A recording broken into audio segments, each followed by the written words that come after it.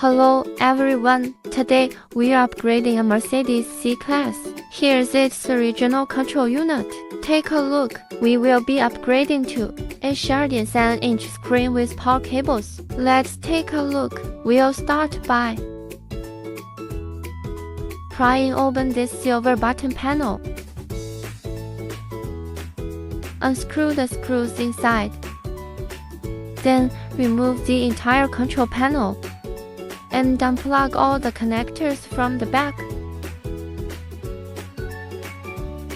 Next, remove the main unit. Unplug the connectors from the back. Then pry open this panel and unscrew the screws inside. Now you can remove the screen and unplug the connectors from the back. Now thread the new power cable from bottom to top. Then install the new base. Connect all the cables to the back of the new screen. Then mount and secure it.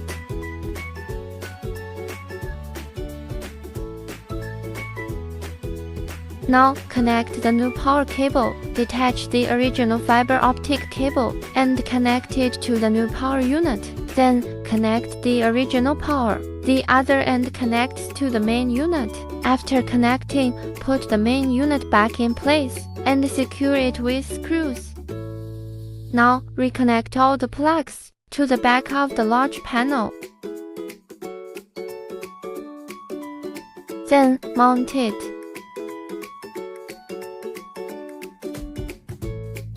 Secure it again and reattach this panel. Here's how it looks after installation. It supports the original system and retains the original knob controls. It also synchronizes the air conditioning data in real time. This high-end model has 8GB RAM and 128GB storage. Let's take a look. You can watch local or online videos during breaks. It also supports a digital dashboard. It supports wireless Carplay. You can make calls, listen to music,